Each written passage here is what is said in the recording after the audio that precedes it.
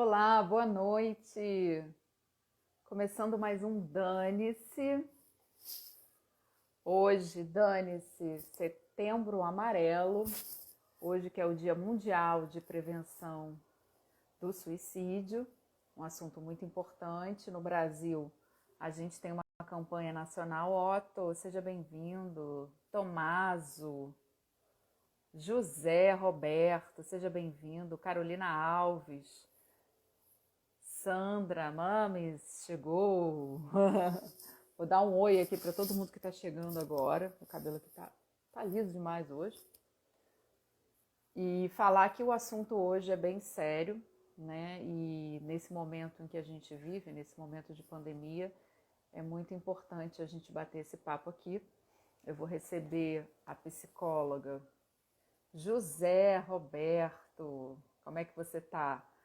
A psicóloga Ana Colette, que já chegou, já vou colocá-la já aqui no papo, mas antes eu gostaria sempre de alertar e de falar, né? Eu sempre faço esse relatório aqui de Covid, de mortos de Covid no Brasil. Infelizmente a gente chegou a um número de mais de 585 mil pessoas que perderam as suas vidas, não é?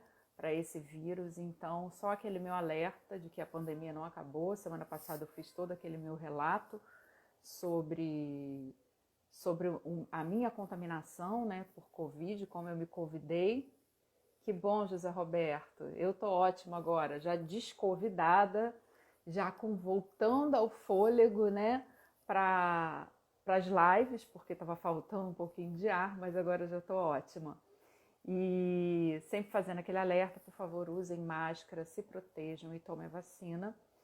E é um absurdo a gente escutar ainda pessoas sendo contra a vacina. Eu, semana passada, estava até falando sobre isso com uma pessoa que é anti-vacina, e eu perguntei a profissão dele, né? E aí eu vou dar uma suposição aqui, imagina se ele fosse engenheiro civil e eu, que não entendo nada de engenharia, fosse numa construção, um prédio que ele está construindo e falasse, não, essa pilastra não pode ficar aqui, essa viga não pode ficar aqui.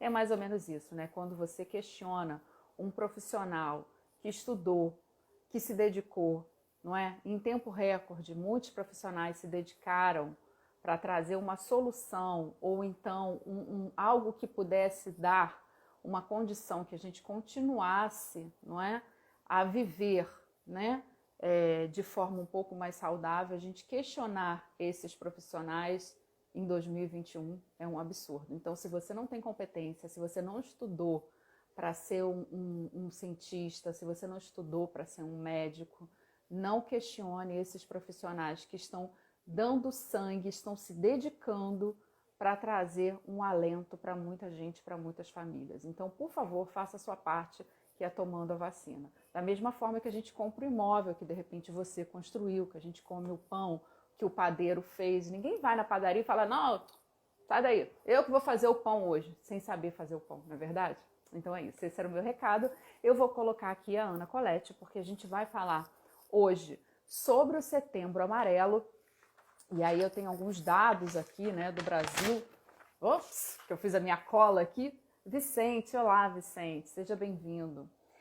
Segundo dados da Unicamp, 17% dos brasileiros em algum momento pensaram seriamente em tirar as suas vidas. E pasmem você, 4,8 chegaram a planejar algo. Hoje, atualmente, 32 pessoas tiram as suas vidas no Brasil. Então, assim, por dia. Então, o assunto é sério e a gente precisa tratar ele com muita responsabilidade, e por isso eu convidei a psicóloga. Eu já vou colocá-la aqui, peraí, deixa eu achar. Bom, não estou achando ainda, ela estava aqui, mas não estou achando mais. Vamos lá, porque eu não sei como é que eu faço agora. Bom, então a gente continua aqui conversando. Quem já entrou, encaminha essa live, não é? Para as pessoas que ainda não estão participando aqui do nosso... Cadê ela? Ana?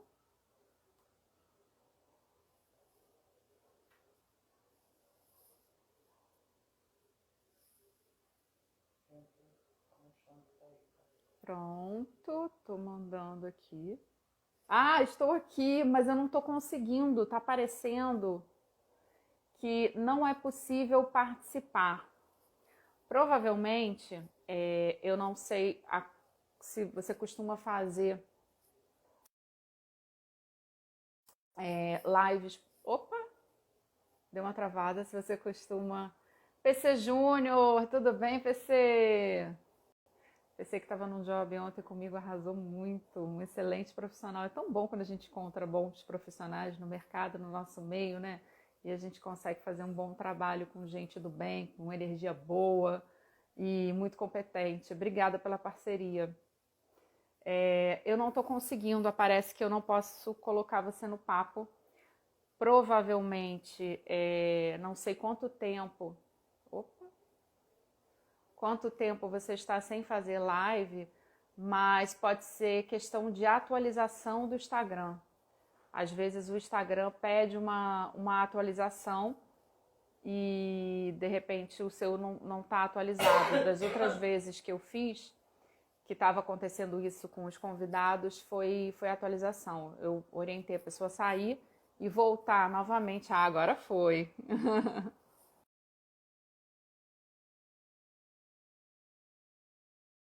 Consegui? Valéria, tudo bem, Valéria? Olá, Oi, Ana. bem. É que eu tava no computador e aí provavelmente não tá atualizado. Aí agora eu entrei aqui no seu. Ah, Bem, Dani, tudo bem, gente? tudo ótimo. Provavelmente é isso mesmo. Acho que o computador ele não permite fazer live pelo Instagram, só pelo celular mesmo, não tem jeito. Sim, como é que vocês estão? Tudo bem? Prazer estar aqui. Tudo certinho. Prazer ter aceitado o meu convite, né? Hoje que é um dia tão importante, que é o Dia Mundial de Combate ao Suicídio, e é o dia que oficialmente começa a campanha do Setembro Amarelo. Então, assim, eu acho que nesse momento de pandemia, é de extrema importância a gente tratar esse assunto e tratar com muita responsabilidade, não é, Ana? Sim, sim, com muita responsabilidade, olhando para esse assunto, né? A gente precisa falar. Teve um tempo em que a gente não podia falar, né? É, Não noticiava. E aí a gente sabe que as consequências disso foram desastrosas, porque o sofrimento ele existe, né? E a gente precisa olhar para ele e abrir caminhos para que as pessoas possam falar sobre as dores que elas estão sentindo, sobre as angústias, né? Estamos passando aí já praticamente 2 anos quase, né? Por um momento super delicado para todos os níveis aí, econômico, saúde, financeiro, né? Então a gente precisa criar cada vez mais movimentos e momentos como esse em que a gente possa discutir abertamente, né, sobre as dores, sobre aquilo que nos transtorna e nos tira de um equilíbrio e não nos aproxima da nossa saúde mental, né? é verdade. Eu estou aproveitando aqui o momento. Eu já fiz uma entrevista com o pessoal do CVV aqui do Rio. É um trabalho muito sério, que é o Centro de Valorização da Vida, onde eles disponibilizam um atendimento 24 horas por dia através do 188. Então, eu vou deixar fixo aqui, que às vezes a gente conhece alguém que precisa, e por mais que a gente fale, muita gente não conhece esse serviço, que é feito por profissionais e também por voluntários que se disponibilizam a simplesmente escutar as pessoas que no momento estão precisando desse ouvido, dessa escuta. Então, eu vou colocar aqui, ó, o telefone e vou deixar fixo, Ana, porque eu acho que é importante. Peraí, Super, deixa eu né? ver se eu consigo botar ele fixo. Idoso. Opa, pulou. Eu não consegui fixar. Eu não consegui fixar, não está aparecendo mais a opção, né? Porque antes conseguia colocar a opção de fixar o comentário, agora não está mais aparecendo.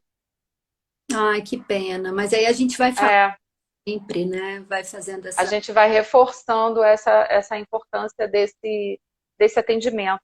Estava falando, né, como antigamente a gente não podia, né, até hoje eu acho que ainda tem um certo cuidado, a imprensa principalmente, porque se acreditava que divulgando na imprensa algum fato de suicídio, que isso iria estimular as pessoas a cometerem esse ato. E hoje em dia se vê que não é bem assim, mas mesmo assim existe ainda o cuidado, né? Por que que existe essa linha tênue, né? Tão sensível, e até que ponto a gente deve falar e não deve falar? Então, hoje em dia, a gente acredita mesmo que quanto mais a gente falar, quanto mais orientação, informação e oportunidade para as pessoas que estão em sofrimento, para elas poderem conectar que não são só elas, que existem outras pessoas passando por isso, que existe aí uma prevenção possível ao suicídio, né? Então, a gente fala justamente por isso, porque é possível criar aí. Características que possam amenizar a dor dessa pessoa, né? Propiciar para ela uma rede de apoio e que ela possa ir se tratando e cada vez menos tendo menos ideação, né? Que a gente chama que é essa ideia, esse desejo aí de vir a cometer o suicídio. Então é muito importante a gente poder falar. Uhum. Quais são os gatilhos mentais que desencadeiam essa vontade no ser humano? Então, Dani, o que que acontece? O suicídio, né? Ele é considerado aí multifatorial. Existem Uhum. influências, né? A gente tem a influência ambiental, a influência social, a influência genética. Então, existem muitas coisas que podem levar a pessoa para esse movimento tão extremo, né? Às vezes a pessoa se sente com uma desesperança muito grande, ela não consegue atribuir mais um sentido para a vida, né? Então, ela vive praticamente o absurdo da vida sem nenhum tipo de prazer. Então, isso vai levando aí ao falecimento desse sentido, à não motivação. Às vezes a pessoa tem uma dificuldade de um isolamento, né? Mas o que a gente percebe mais claramente também é que as pessoas mais afetadas são aquelas com algum tipo de doença mental, né? Então, Uhum. depressão, com transtorno bipolar, com alguns transtornos de personalidade, com a esquizofrenia. São alguns aí que acontecem mais, que a gente pode dizer que tem uma frequência maior, né? Mas mesmo Uhum. pessoa que esteja acometida por algum outro tipo de transtorno, por exemplo, que eu não citei aqui, pode vir a cometer um suicídio se ela estiver muito desesperançosa, muito sem motivação, com uma autoestima muito não fortalecida.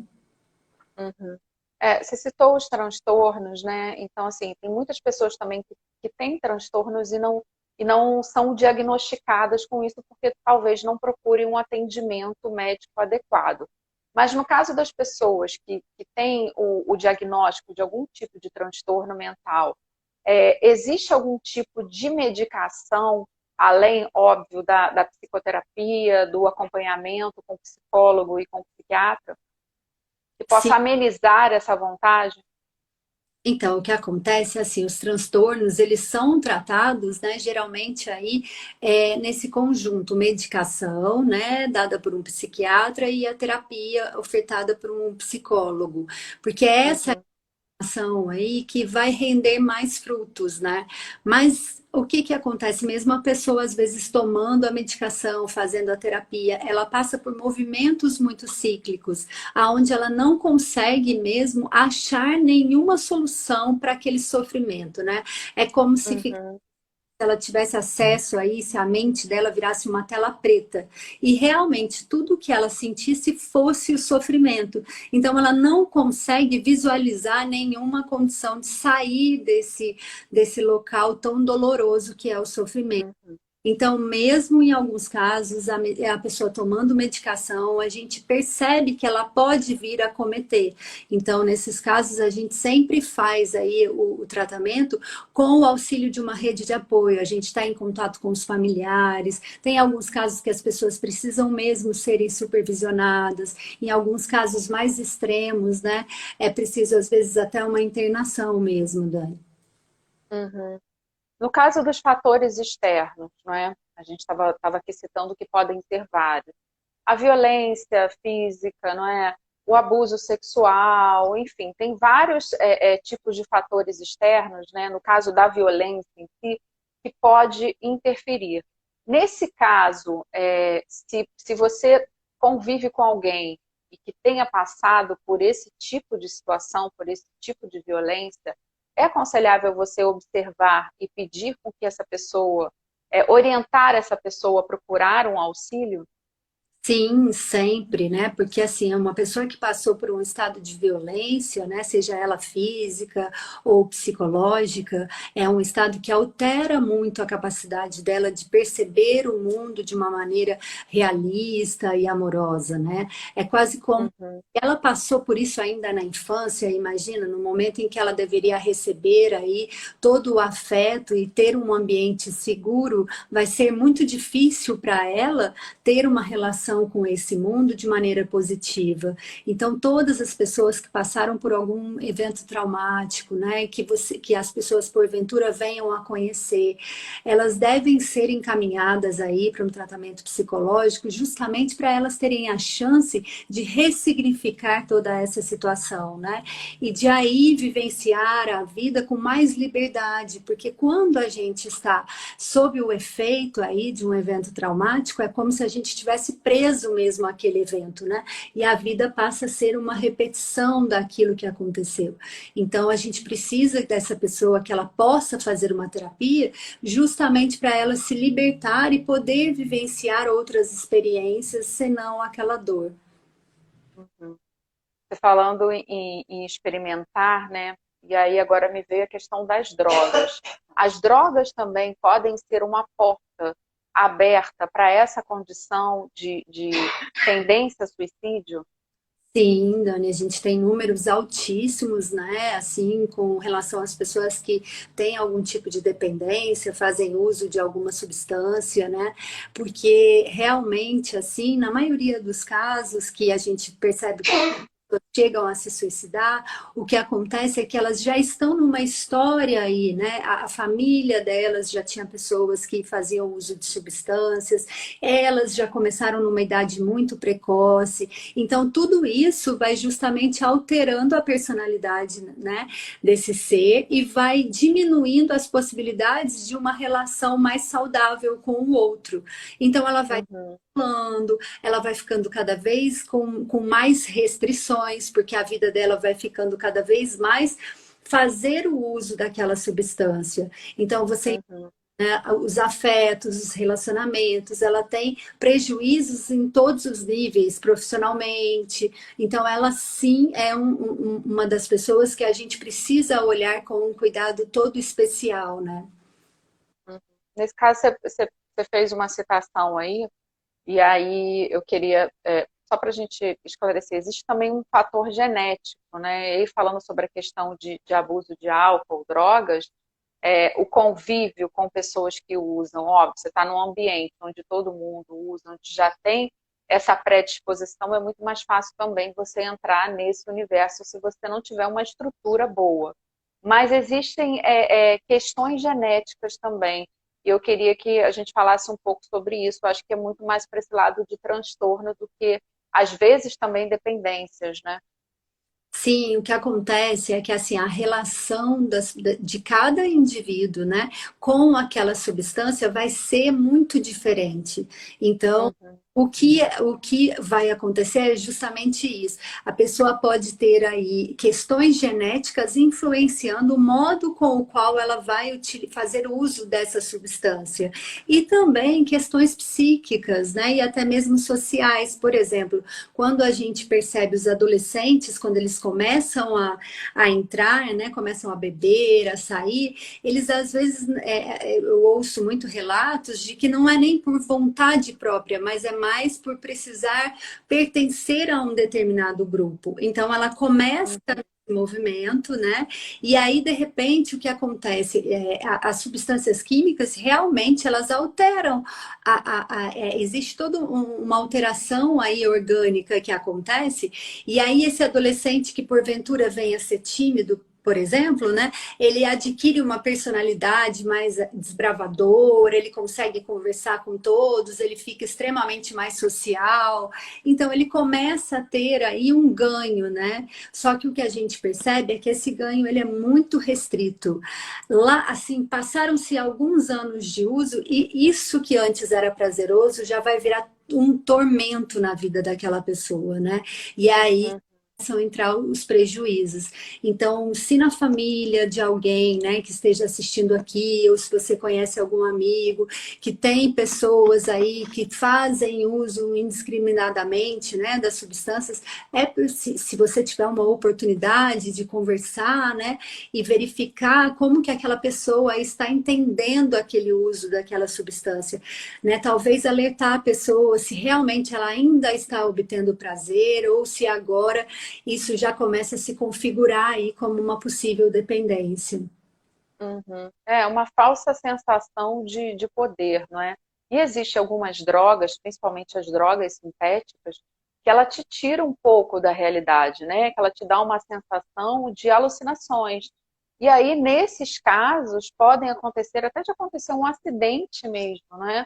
A pessoa ter uma alucinação naquele momento, dependendo até se usa algum tipo de medicamento ou se mistura. Então, assim, é bom ter muito cuidado porque nem todo mundo consegue absorver da mesma forma determinados tipos de drogas. Às vezes, para o seu amigo, né, ou para o amigo de alguém, foi super tranquilo, e para outras pessoas vai ser de forma muito, muito diferente. Né? A gente escuta até falar do próprio chá, ayahuasca, que muita gente bebe, diz que não aconteceu nada, e muita gente sai da caixinha e nunca mais volta. Então, assim, qualquer tipo de substância química pode sim tirar a pessoa da realidade, não é, Ana? Sim, Dani, isso é muito importante, né? Porque a gente não é só a consciência, é isso que a gente precisa, né? Sempre trazer para a consciência, que temos aí um. Uhum. Ou seja, né, tem coisas que acontecem dentro da nossa psique que a gente não tem controle, né? São as nossas sombras, aquilo que a gente reprime, aquilo que a gente ainda nem conhece, né? Algumas potências também dentro de nós. Então, existem emoções muito complexas dentro de cada ser, né? E que, por mais que a gente tenha consciência, é só uma parte bem pequena, né? Então, a gente não Uhum. sabe realmente naquele dia em que situações aquela pessoa enfrentou, né? Se tiveram muitas questões estressoras, ou se ela já tem aí algum tipo de dificuldade emocional, né? Então, quando ela vai entrar em contato com aquela substância, ela também vai possibilitar que esse inconsciente dela saia de uma maneira desgovernada, irracional. Então, ela pode tirar aí da cartola, vamos dizer assim, uma pessoa muito sorridente, social, participativa, como também pode sair aí um personagem interno dela, né? Muito depressivo, que realmente tem muita raiva. Então, esse é o grande perigo das substâncias, porque a gente não sabe com o que a gente vai se conectar. E mesmo a pessoa que faz uso contínuo, por exemplo, ela não é a mesma todos os dias, né? Não. Então, Tem as influências externas, né? Cada dia você passa por uma situação diferente, adversa, e quando você consome algum tipo de droga, também pode ser um gatilho para algo que está dentro de você e que você vai segurando ao longo da sua vida, né? Agora, falando um pouco sobre isso, hoje a gente vive uma situação completamente atípica que a gente não imaginou nunca viver, né? sim, A não ser há 100 anos atrás, que é uma situação de isolamento. Essa situação de isolamento, ela agrava determinadas situações, como a depressão e a ansiedade. E aí eu também queria abrir um parênteses aqui para a gente falar se a depressão e a ansiedade chegam a ser um transtorno ou, na verdade, porque todo mundo fala assim, eu estou ansioso. O que eu mais escuto hoje durante a pandemia, todo mundo fala, eu estou com depressão, eu estou ansioso. Então, assim, a gente entender esses níveis e entender essa situação do isolamento hoje nas nossas vidas. Sim, nós somos seres sociais, né? Nós somos seres gregários, então a gente precisa do outro, até mesmo para conhecer a gente, né? Eu só sei quem eu sou a partir do momento em que eu me relaciono com você. Então, vai ser esse meu comportamento, as minhas expressões que vão me dizer quem eu sou, né? Então, a gente precisa muito do outro. Então, sim, tivemos prejuízos grandes aí. Algumas populações, eu acredito que foram mais afetadas, como, por exemplo, as crianças, né? Porque elas estão justamente nesse momento de se abrir para a socialização, elas estão entendendo quais são as regras, como é que funciona o mundo. Então, imagina, a gente nem pode dizer ainda qual será o real prejuízo dessas crianças, né? É. Que ficaram aí tanto tempo dentro de casa, que não puderam ir para a escola, entrar em contato. Os idosos, por exemplo, que é um grupo preocupante, né, para a gente com relação ao suicídio, justamente porque já estão, na maioria dos casos, muito restritos, já não estão mais exercendo a sua profissão. Então, assim, às vezes eles tiveram alguma perda, né, de um cônjuge ou até mesmo de um familiar. Então, já é um público que a gente precisa olhar e que durante a pandemia foi muito afetado mentalmente também, porque a gente teve aí inúmeros idosos que precisaram passar por essa luta, né, de maneira mais isolada ainda. Então, com certeza isso agravou, né? A gente teve, assim, infelizmente, índices alarmantes aí de transtornos mentais, né? A gente viu pessoas adoecendo e ainda bem que temos aí muitos profissionais, né? E a gente consegue fazer aí todo esse apoio, mas a gente sabe também que ainda vivemos situações, por exemplo, culturais, os homens, por exemplo, né? Com a questão do gênero, de terem que se manter sempre muito duros, né? Uhum. Homem não chora. Isso, com uma força muito grande. Então, por exemplo, né, vimos muitos homens serem afetados justamente por não terem um momento para poder compartilhar as emoções que estão sentindo. Então, é muito importante a gente ter essa possibilidade, né, de pensar Uhum. o que eu sinto, de entender o que eu sinto, de integrar todas as partes do meu ser, né? E a segunda questão que você colocou sobre a depressão e a ansiedade, a depressão, por exemplo, Uhum. é um transtorno de humor, né? E a ansiedade é um transtorno que ela chega a ser um transtorno quando ela está em um nível patológico. O que é isso? Todo mundo sim tem ansiedade, Dani. Mas é uma ansiedade que a pessoa, por exemplo, ela consegue ter ainda um manejo dela, ela consegue ter um controle. Eu vou te dar um exemplo que é o seguinte: se você vai passar em uma rua que você sabe que é uma rua perigosa, que acontecem muitos assaltos, é natural e é até defensivo para você que você comece a entrar em um estado ansioso, porque assim você Uhum. voa mais rápido, você vai compartilhar sua localização, por exemplo, com uma pessoa para ela ir acompanhando o seu movimento. Você vai pensar que ações que você vai fazer para que você não corra perigo. Então, isso Uhum. é ótimo, é excelente, é por isso que o nosso corpo tem essa ansiedade. Agora, o que acontece? Se eu acordo de manhã hoje, venho para o meu trabalho, e aí na hora que eu penso, será que eu vou para essa rua? Mas essa rua pode ser perigosa. Se eu for por essa, ai não, eu acho melhor eu não ir. Eu vou fazer o seguinte, eu vou ligar.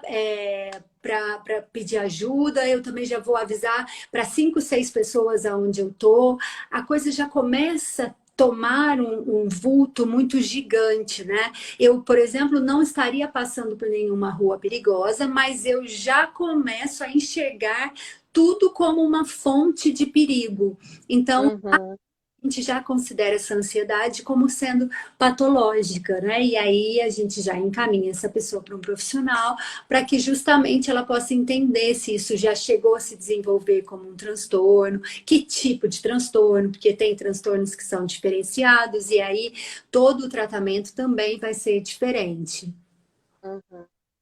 Eu confesso que durante a pandemia eu passei a tomar floral para ansiedade, mas a minha ansiedade não chegou nesse nível, né? Eu acho que era muito mais uma ansiedade, que é o que está todo mundo vivendo, né? De saber como vai ser o nosso amanhã, quando essa pandemia de fato vai acabar, juntando com toda a situação, e aí eu vou para essa situação caótica de perdas, não é? Até que ponto essa situação de perdas e também de você ver todos os dias que as pessoas estão perdendo as suas vidas para esse vírus, pode fazer com que você venha desenvolver uma depressão ou uma crise de ansiedade severa.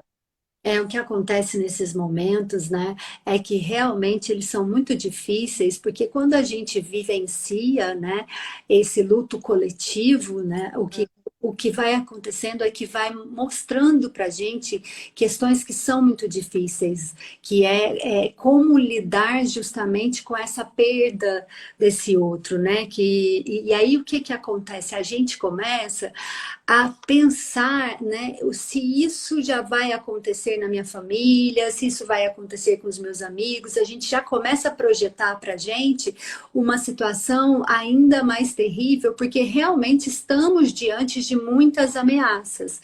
Então, nesses momentos, a gente precisa entrar em contato com uma questão que é muito difícil para nós humanos, principalmente humanos vivenciando aí uma sociedade moderna, né?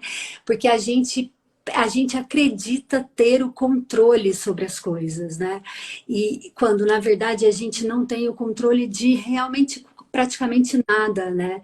Então isso é muito aterrorizante para que a gente possa ir vivenciando, mas é importante a gente tomando consciência desse não controle, né? E tentando trabalhar internamente que a gente faz aquilo que é possível e que tem uma outra parte que as nossas mãos não alcançam, né? Para que a gente possa entender também que essas perdas, elas deixam aí sequelas muito graves, mas que a gente precisa se amparar naquilo que a gente vivenciou com aquela pessoa, a relação que a gente teve, a possibilidade de crescimento, de troca, né? E fazer disso aí um movimento de aceitação desse luto, né? Para que a gente possa continuar seguindo em frente, mesmo diante de tantos infortúnios assim e tantas perdas. Falando um pouco disso sobre a questão do controle, né? Eu sou uma pessoa que eu gosto, por isso eu falo, eu não gosto de drogas e quando eu bebo álcool, eu bebo muito pouco, porque eu não gosto de perder de fato o controle e eu gosto de ter controle de tudo. E eu já citei aqui que eu nunca usei nenhuma droga, mas já colocaram drogas na minha bebida, então eu sei o que é e eu percebo logo e eu consigo ter essa consciência, talvez pelo fato de não gostar e de não usar, porque eu não gosto de perder o controle, né? E aí a gente vem para uma situação completamente atípica, onde a gente percebe que a gente não tem controle de nada, não é? E que a vida é muito efêmera, de fato, né? E que a gente está lidando com algo invisível e que muitas pessoas também não estão fazendo a sua parte. E isso faz com que a gente se entristeça também. E aí eu faço a seguinte pergunta: como é que a gente faz para controlar não só a questão do luto, mas a questão dessa tristeza coletiva em cima da falta de humanidade, né, diante da sociedade que muitas pessoas têm com descaso. Eu até abri falando que muita gente ainda é contra a vacina, não pensando nessa questão do coletivo. E aí, como é que a gente lida com isso, com esses sentimentos? Porque muita gente fica revoltada, a gente tem visto muita polarização, né? Muita gente revoltada com isso, revoltada com aquilo, e esse discurso de ódio, como é que a gente faz para se equilibrar com isso e não se influenciar, mas ao mesmo tempo chamar atenção para essa responsabilidade coletiva? Então, Dani, você está me ouvindo? Parece que tinha travado. Tô. Ah, então tá bom. O que que acontece? Esse é um momento muito delicado e que eu acredito ser de um grande aprendizado para nós, né? Porque a gente realmente está vivendo aí essa polarização. E o que que acontece? Toda polarização é sempre muito negativa, porque a gente deixa justamente de fazer a integração que é preciso, né? Nós somos seres humanos e os seres humanos, eles são complexos. Isso também é muito difícil para a gente entender.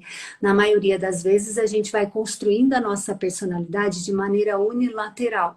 Ou seja, eu acredito que eu devo ser assim e eu fico sendo só assim. Mas lembra que a gente falou no início que todos nós possuímos aí um inconsciente, né? Então a gente vai reprimindo alguns sentimentos por um julgamento nosso, né? De que eles não devem ser colocados para fora ou expressá-los. E aí a gente cultura que é muito prejudicial, porque ela começa a dizer, você, por exemplo, não pode sentir raiva, você não pode sentir inveja, ao passo que se a gente entende que são sentimentos inerentes a todos os seres humanos e a gente consegue criar um diálogo, porque o problema não é o que eu estou sentindo, é como eu vou reagir a esse sentimento, né? Então, a partir do momento que a gente começa a criar canais de comunicação com os nossos sentimentos, entendendo que temos essa complexidade, que temos todos os sentimentos, a gente começa a lidar com esse outro de maneira diferente, né? A gente lida com esse outro sabendo que ele também é um ser complexo, que ele também está num processo de evolução da psique dele, né? E aí a gente vai criando todo esse movimento que cada ato meu vai repercutir em alguma ação no ambiente que eu frequento e até mesmo no outro, né? Como a gente falou, nós somos esses seres que são interdependentes. Então, qualquer coisa que eu fizer, sim, ela vai atuar na vida do outro, né? Mas a gente ainda precisa de toda uma cultura, né? E de uma educação sentimental mesmo, nesse sentido de aprender dessa complexidade e como lidar com essa complexidade, para que a gente depois possa desenvolver esse senso da coletividade, né? Eu acho que, infelizmente, no mundo moderno a gente acaba perdendo um pouco isso, né? Porque às vezes a demanda de crescimento, né, de você querer ser um profissional, de você querer se desenvolver, o nosso ego, ele vai nos propondo tantas armadilhas e a gente precisa estar o tempo todo em reflexão, né? O que realmente é importante para nós, o que realmente traz aí satisfação das nossas necessidades, né? É primordial que a gente esteja em contato com isso para que se crie esse respeito com o outro. Certeza. Você falando sobre isso, eu sempre falo aqui que ser atriz também me tornou uma pessoa muito melhor, né? Sim. Porque o trabalho do ator é estar sempre olhando para dentro, é a gente entender que a fragilidade do personagem, os defeitos do personagem também existem na gente, né? A gente só não coloca isso para fora, porque aquilo que você citou, a gente tem a nossa persona, né? A gente sabe a nossa conduta moral, a gente sabe o que é certo, o que é errado dentro do nosso conceito moral. Mas tudo é inerente do ser humano, a bondade e a maldade também. Então está tudo dentro de nós. Só que algumas pessoas, dependendo do ambiente também que foi criado, os conceitos morais que teve, ou a própria essência dela, faz com que ela vai para uma tendência de mais maldade, outra para bondade. Mas aí, tirando um pouco esse lado de bom e mal, eu queria falar um pouco sobre a questão dos linchamentos virtuais, que a gente tem visto há pouco tempo agora atrás, um jovem de 16 anos, filho de uma cantora nordestina, tirou a sua vida após um linchamento virtual, quando ele postou uma foto de brincadeira com outro menino, beijando o outro menino, uma foto, um vídeo, não sei bem o que foi, parece que no TikTok, e ele foi linchado virtualmente, e ele não aguentou essa pressão. Queria que a gente falasse um pouco sobre isso, primeiro, desse cuidado, né, que tem muitos pais que não controlam as redes sociais dos seus filhos, tanto dos filhos que estão lá se expondo, qual é o perigo desses adolescentes estarem nas redes também, né, como psicóloga, será que ele tem maturidade o suficiente para se expor e para ouvir, né, a opinião do outro que é diversa? Eu queria que a gente falasse um pouco sobre isso, que eu acho importante. Sim, super importante, né? A gente falou no início aí desse adolescente e dessa necessidade de um pertencimento a um grupo, né? Todos nós Uhum. mas quando a gente está nessa fase da adolescência, isso vem de uma maneira que a gente praticamente não tem controle, né? E a gente precisa se sentir aceito, a gente precisa se sentir amado, né? E aí o que que acontece? É muito difícil atualmente, porque parece que para você se sentir amado, aceito, existem alguns padrões, né? Alguns estereótipos que são criados, até corporais mesmo, que vão te indicar quem você deve ser. Então, isso é muito difícil para um adolescente, porque ele precisa entender esse mundo, ele precisa achar quem são os pares dele, mas ao mesmo tempo também ele precisa se negar muito, né? Então, quantas pessoas que a gente conhece aí fazendo dietas, quantos adolescentes, né, se cortando, justamente por essas questões aí de ter uma moda, um padrão definido, né? Então, quando alguém faz alguma coisa que o outro grupo considera como sendo diferente ou como sendo errado, né? Já vem todo esse processo de contestação daquela pessoa. Se com um adulto que tem, a gente usa um termo que é o ego fortalecido, ou seja, eu já sei quem eu sou, eu sei quais as minhas experiências, eu tenho mais condições, vamos dizer assim, né, potencialmente, a gente acredita que sim, do que um adolescente que ainda não se conhece, não estruturou quem realmente ele é e depende muito da aprovação desse outro. Então, você imagina, hoje em dia a internet, ela tem sim seu lado super positivo. Olha que bacana o que a gente está fazendo aqui, né? Disseminando informações positivas, mas ela tem também essa exposição e esse ditar de padrões aí, que para algumas pessoas que não têm esse ego estruturado, isso vai ser muito prejudicial e realmente os pais precisam assessorar os filhos, verificar o que eles estão fazendo, como eles estão se colocando e estar presente, dando todo o apoio e justamente ajudando nesse fortalecimento desse ego, dizendo para ele, olha, você pode ser você, você não precisa participar dessa maneira se anulando tanto. É claro que todos nós, a gente se anula em alguns momentos, a gente cede para o outro, mas a gente tem que ter um limite, né? Então, isso infelizmente estamos vivendo agora, e como se propaga tudo muito rápido, a gente tem que ter um cuidado muito grande, né? Justamente se você percebe que o seu filho ele não tem um suporte emocional ainda para lidar com essas críticas, né? Faça um encaminhamento dele para um profissional para que ele possa lidar com esse grupo de uma maneira menos invasiva da personalidade dele, que ele consiga se colocar aí nesse grupo com um pouco mais de maturidade, né? E de posicionamento individual.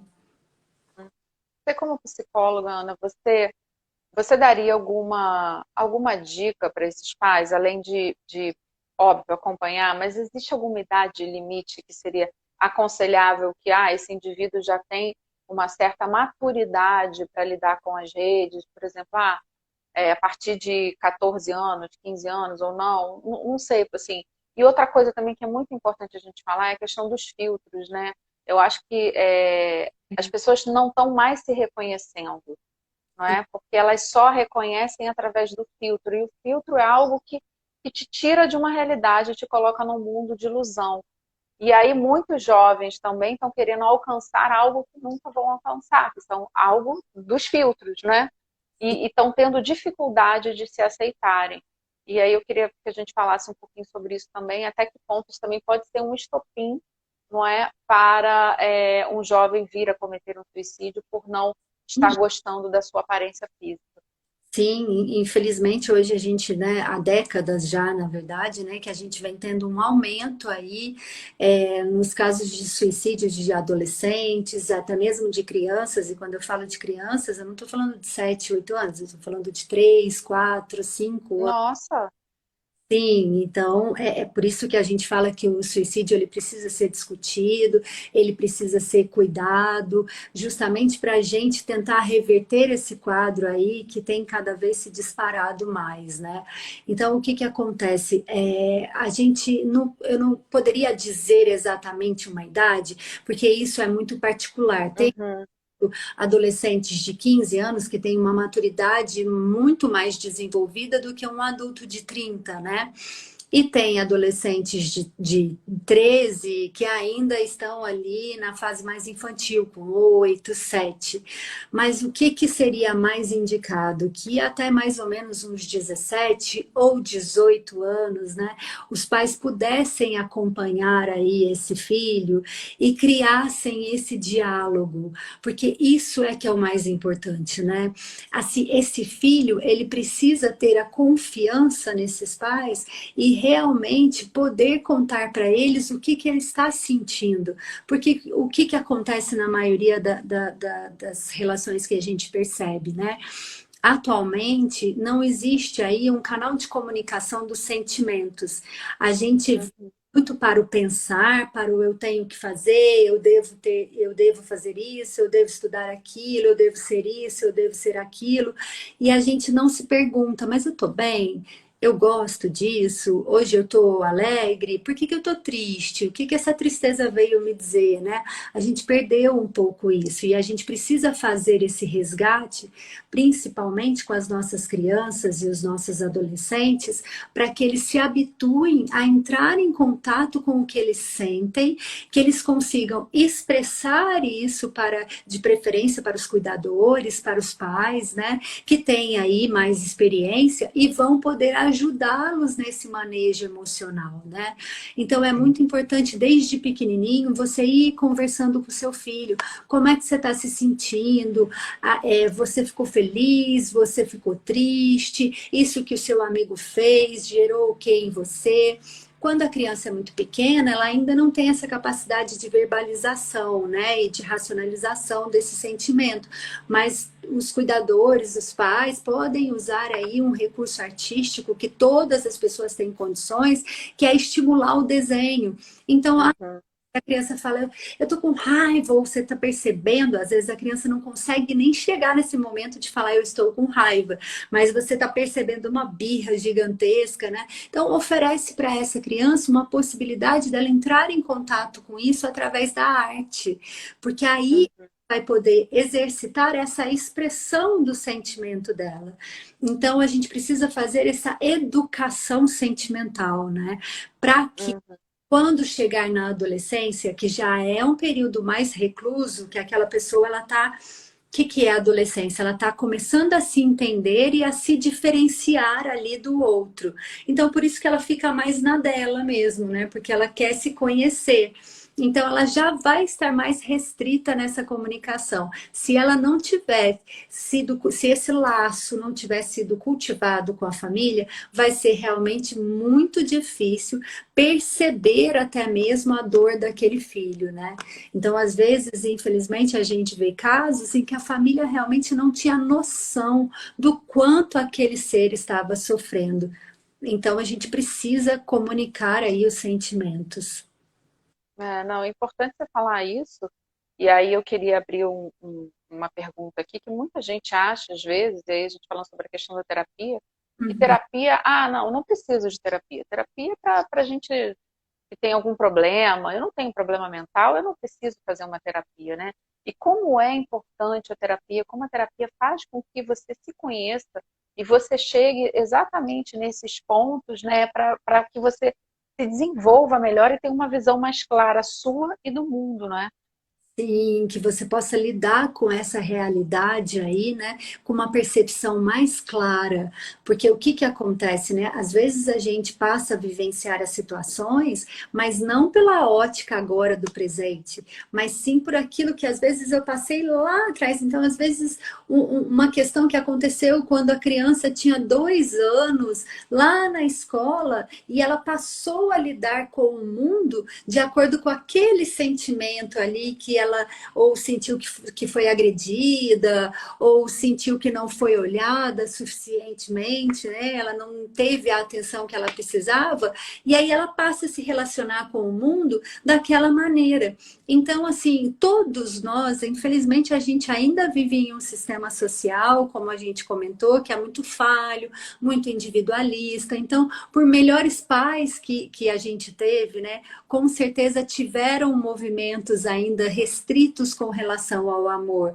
Eu costumo dizer que a gente Uhum. ainda está aprendendo a amar, né? O ser humano ele está ali no primeiro degrau da escadinha e a gente ainda precisa subir. Então, todos nós tivemos aí, em algum nível, dificuldades de se relacionar, dificuldades de compreender o outro, compreender a dor do outro e, consequentemente, compreender a gente também. Então, a terapia, ela passa a ser um presente para a pessoa, porque essa pessoa ela vai poder encontrar com outros eus dela que talvez ela que sejam muito melhores, né, que tenham um potencial criativo e relacional muito maior do que o atual dela, mas ela precisa se permitir essa mudança. A gente sabe que fazer terapia não é um processo fácil, que precisa de muito comprometimento, muita dedicação, muito enfrentamento, mas é um processo libertador que pode possibilitar aí uma transformação gigantesca e um novo posicionamento desse ser aí, tanto socialmente, psiquicamente, fisicamente, até porque você vai passar a se cuidar melhor, né? Eu sou suspeita, Dani, de você me fazer essa Claro. aqui 5 horas falando, né? Mas Eu também sou suspeita porque eu acredito na terapia. E certa vez, eu fiz uma entrevista com uma psicóloga, alguns anos atrás, e a gente falando sobre a questão de relacionamento, né? Agora eu vou citar sobre isso, porque ela disse o seguinte, que um homem, depois dos 40, não adianta que você não consegue mudar ele com a terapia. Foi até uma brincadeira que ela fez em relação a isso. Mas não era sobre isso que eu queria falar. Era sobre mesmo a questão do suicídio, que a gente tem um índice muito maior dos homens. E a gente falou dessa fragilidade e dessa falta de diálogo, né? E eu consegui constatar isso através de uma entrevista que eu fiz uma vez com moradores de ruas. Eu percebi que a maioria dos moradores de rua eram homens e tinham ido para as ruas porque não conseguiam lidar com os seus sentimentos. E, enfim, como é que faz para educar esses homens a lidar com os seus sentimentos, não é? sim, eu queria falar uma coisa assim que os homens eles têm sim, né? Eles cometem aí 3 vezes mais o suicídio, mas é Uhum. a gente dizer que olha que coisa, né? As mulheres elas chegam a terem tentativas de suicídio, né? 3 vezes mais do que os homens. Só que os homens, Uhum. quando planejam, vão lá e, na maioria dos casos, infelizmente, acabam cometendo Executa. ato, né?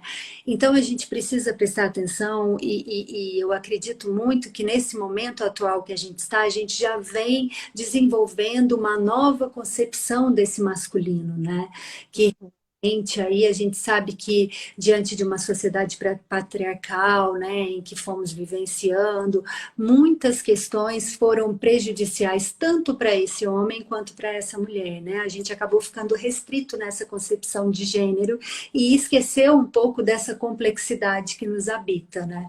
Então, no sentido do homem, realmente é impressionante como eles não podem exercer aí a sensibilidade, porque já passam a ser questionados, né? Já passam a ter a sexualidade, que é uma coisa totalmente diferente, né? Questionada, ridicularizada. Então, a gente precisa, enquanto cuidadores, enquanto pais, pensar que essa é uma responsabilidade dessas gerações agora que estão criando esse novo homem e essa nova mulher, né? Que esse novo homem possa se expandir cada vez mais, ter liberdade de se expressar, liberdade de fazer as escolhas dele, para que esses índices aí, essa cobrança, que às vezes ainda acaba acontecendo muito com o homem, de que ele tem que ser o provedor, de que ele tem que ser o forte, né? E até mesmo estímulos de alguns comportamentos de risco, né? Os homens acabam se aventurando mais, até mesmo para provar essa masculinidade, né? Então a gente precisa de muito diálogo, Dani. Acho que a nossa Aham. seria o diálogo, a orientação, o canal para poder conversar sobre os sentimentos, né? Porque, assim, quando o homem se disponibiliza e ele começa um processo terapêutico, assim, o que eu percebo é que o engajamento dele é muito grande. Então, a gente Uhum. só precisa fazer com que ele chegue até o consultório, né? Então, nós podemos aí começar a conversar com esse homem, a possibilitar para ele que ele tem condições de se rever, de buscar uma nova colocação dele mesmo na sociedade, com mais liberdade com mais expressão de sentimentos. Eu estava, é engraçado que eu estava assistindo uma palestra há pouco tempo, estava falando até sobre a questão do suicídio, e aí a gente falando um pouco desse modelo patriarcal, né, esse modelo mais antigo da sociedade, onde os homens também, além do machismo, não tinham muita responsabilidade, né? Então, se criou filhos e filhas com a sensação de abandono, né? Antigamente, os homens terminavam um casamento e abandonavam, esqueciam que tinha uma família, e isso cria sequelas nos seus filhos e no núcleo familiar. Mas, ao mesmo tempo, apesar disso, esse homem também com uma fragilidade muito grande, né? Era isso que estava sendo abordado nessa palestra, né? Essa ambiguidade, né? Ao mesmo tempo, esse homem forte, que não tem responsabilidade, mas também não tem a estrutura necessária. E é importante a gente falar sobre essa reeducação familiar, né? Como isso vem de pequeno, né? A gente dar atenção às crianças, a gente observar. Mas quem está passando agora, nesse momento, que está nos assistindo agora, ou que vai nos assistir depois, quem está passando por esse momento difícil e tem pensamentos, mesmo que vagos, mesmo que pequenos, o que você indica para essa pessoa nesse momento?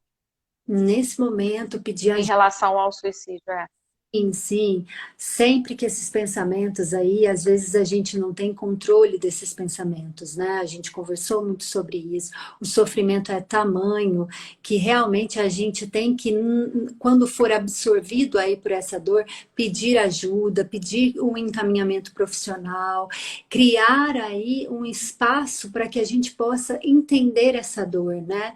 A gente, hoje em dia, na saúde mental, a gente sabe o quanto o suicídio pode ser prevenido, o quanto com cuidado, com uma aliança terapêutica, com medicação, a gente pode vir a reverter esse quadro, né? Então, esse sofrimento, ele parece para você que está aí passando nesse momento, que ele não vai ter como você escapar dele, que vai ser um sofrimento que vai absorver, mas isso é porque você está realmente tomado pela emoção. Então, se você nesse momento está passando por isso, procure ajuda, porque é possível sim sair desse local tão escuro e doloroso que você está. E quem está observando alguém assim? Porque muitas vezes a gente escuta, não é depressão, é frescura. Imagina, como é que essa pessoa pode auxiliar ou um parente ou um amigo que esteja passando por essa situação? Justamente nunca dizendo essa frase, porque essa frase ela é cortante, né? Ela é terrível e ela impossibilita justamente o que a gente precisa, que é a comunicação daquilo que a pessoa está sentindo. Então, a gente precisa respeitar a dor do outro, né? Se aquele outro realmente não está levantando, não consegue tomar banho, não consegue ir para o trabalho, isso não pode ser uma preguiça, né? Porque vamos pensar, todos nós somos seres que trabalhamos de acordo com a nossa funcionalidade. Então, a gente precisa ir para o trabalho, a gente precisa se alimentar. A partir do momento que a pessoa não consegue mais fazer essas atividades rotineiras e que são funcionais para ela, ou seja, que vão trazer a possibilidade de desenvolvimento, de expansão, essa pessoa provavelmente ela está acometida por algum transtorno mental e ela vai precisar de apoio e não crítica. Então, você pode oferecer para ela justamente o seu ouvido, perguntar para ela o que está acontecendo. Eu tenho notado que você está muito triste.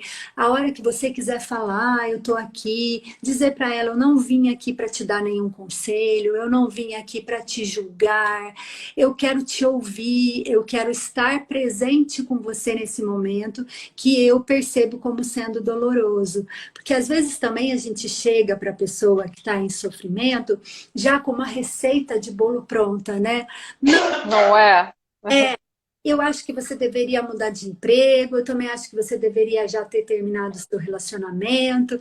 E aí, às vezes, aquilo que poderia ser um canal de comunicação, aquela pessoa vai olhar e vai falar, mas eu não estou sendo ouvido, né? E aí ela vai criar até uma certa antipatia. Então, o que Uhum. precisa é justamente chegar mais para ouvir do que para dar uma solução mágica aí na vida da pessoa. E Aham. percebendo que essa dor já está em um nível mais extremo, faz o encaminhamento dessa pessoa.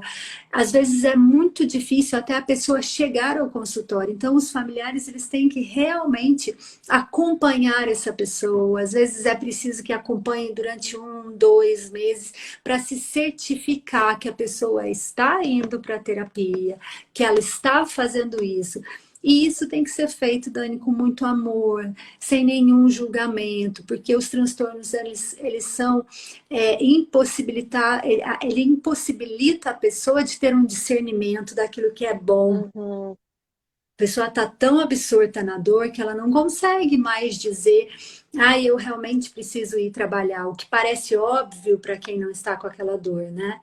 Então, esse carinho, essa atenção e esse cuidado com essa pessoa é que vão propiciar que ela se engaje no tratamento e possa vir a ressignificar a sua vida.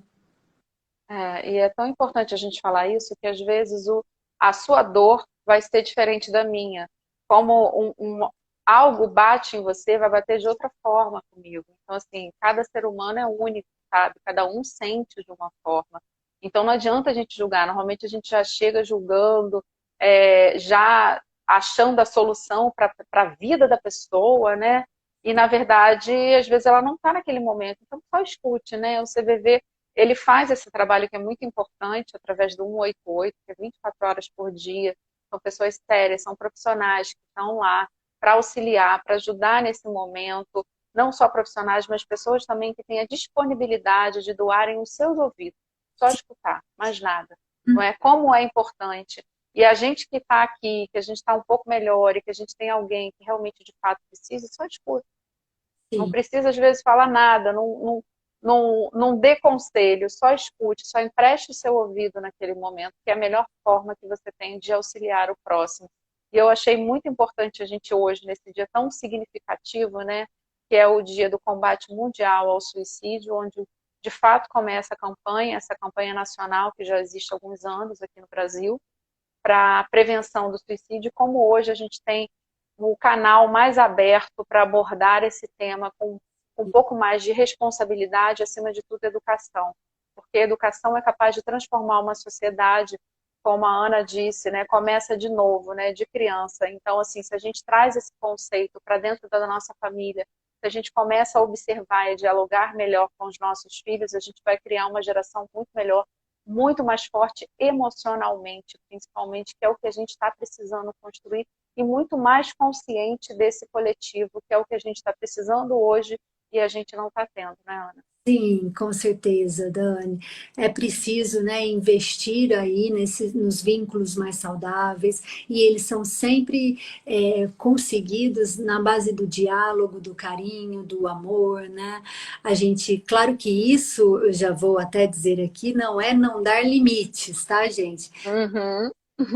Limites de uma maneira saudável, né? Respeitando a individualidade de cada ser, respeitando aí que a gente não precisa entrar em nenhum movimento agressivo, que é possível fazer uma conscientização emocional e uma nova sociedade a partir desse diálogo, né? E do reconhecimento dessa complexidade do humano. Com certeza. Ana, eu fui ver a hora aqui, porque o papo passou voando depressa. Foi ótima a conversa. Nossa, entrou um cílio aqui dando noite. Foi ótima a nossa conversa. Nossa, você fala super bem, além de super bonito, super comunicativo. Acho que o papo está incrível. Vai auxiliar muitas pessoas nesse momento. Muito obrigada pela sua disponibilidade. Quem quiser te conhecer mais, é só ir no seu Instagram, pode ir lá, pode falar com você. Isso, Dani, obrigada. Foi uma troca incrível. Eu aprendi muito aqui hoje com vocês. Obrigada pelo seu carinho, pela sua partilha.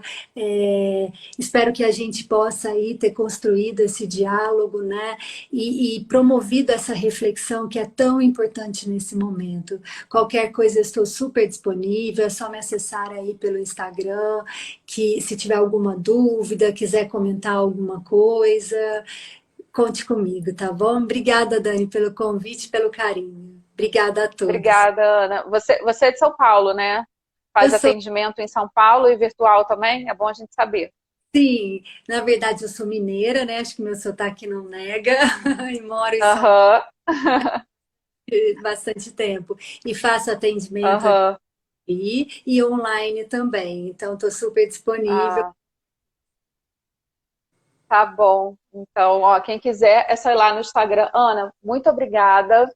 Obrigada a Até a você. próxima, até breve. Espero que a gente possa se reencontrar. Beijo, boa Beijo, noite. tchau. Obrigada a você. Até o próximo Dane-se, gente. Opa!